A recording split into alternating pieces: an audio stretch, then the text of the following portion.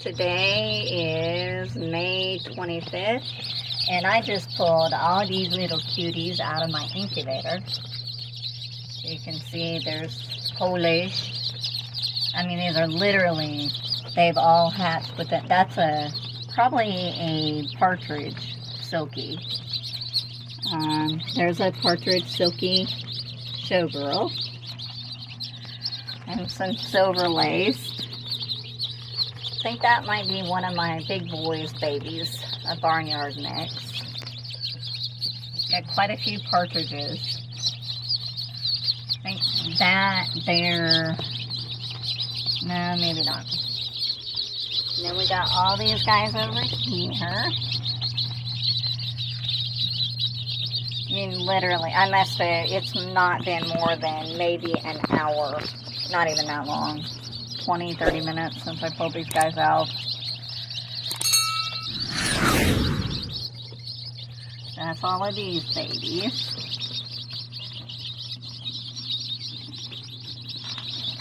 And then you come out here, and I've got gold lace Polish, Appenzellers, and then Ameracana. Something happened and I lost a whole bunch, almost all of my candy corn Polish. I think I've got 2 left. Not sure what happened, but something did. And then these are my Deathlayers. There are 26 of these guys. I'm hoping to have more born. So. And then,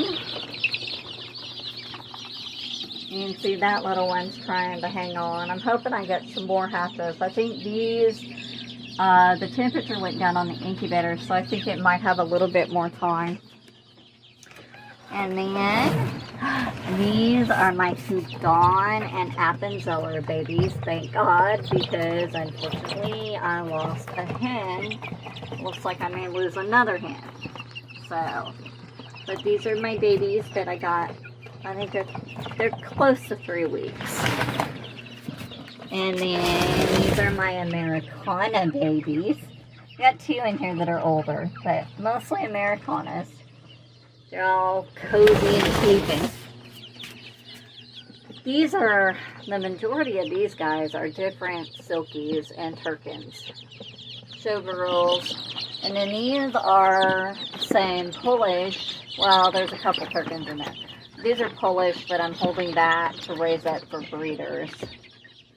And then there's a few in here that'll stay as breeders, but the rest of these guys are for sale. Some of them aren't.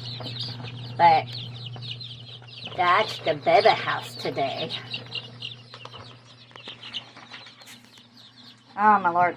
The one new thing I've been doing is I have been cleaning all the brooders every couple days out with natural cleaners, and then going ahead and cleaning using vinegar to clean, and cleaning all the waters and the feeders. But that's everybody today. Oh, the babies were passed out. Now they're going to start moving around.